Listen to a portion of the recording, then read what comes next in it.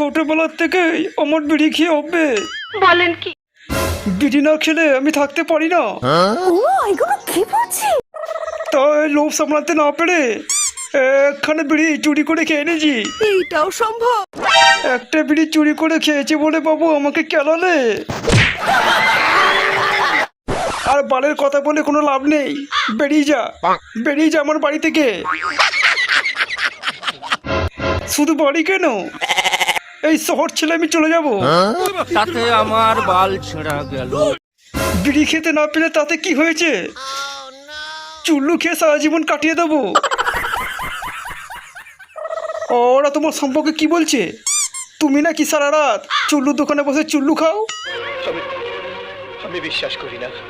তুমি নাকি সেই ছেলেটা যে চুল্লু খেয়ে ডেনে পড়ে থাকো? তুমি নাকি আমার মেয়েকেও চুল্লু খাওয়াতে এসছো? বলো বলো, ওদেরকে বলো তুমি চুল্লু খাও না, বলো।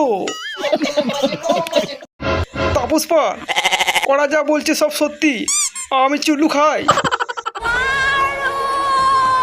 চুল্লু খাবার অভ্যেস আমি 1 মিনিটে ছাড়াতে পারি। সোজা হয়ে দাঁড়িয়ে থাক। ওই তা শুনি, তোমার স্বপ্ন দেখা মেয়েটাকে কেমন দেখতে? দেখি আমি ওরকম মেয়ে কোথাও খুঁজতে পারি কি না।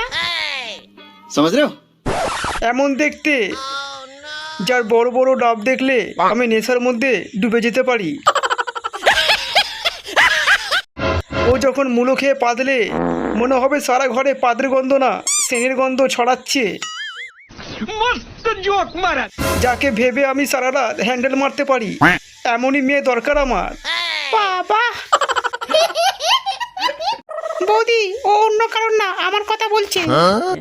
प्यारी समझ गई। আমার সাথে টপাটপ করে ভুলে গেলে নাকি? আরে না রে বাবা না। মিথ্যে কথা। কি মানুষ রে বাবা, ছি। তোমার সাথে টপাটপ করার পরে না আমার আর কোনো জিনিস ভালো লাগছে না। ইস ঢ। বিষয় একা ফিল করছি। তোমাকে একটা কথা জিজ্ঞাসা করি? হ্যাঁ বলো না শোনা। তোমার সাথে টপাটপ না করে আমি আর 1 মিনিটও থাকতে পারছি না। আসো না টপাটপ করি।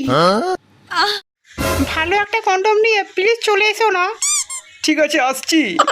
খেলা হবে, খেলা হবে, তুমি রেডি থেকো।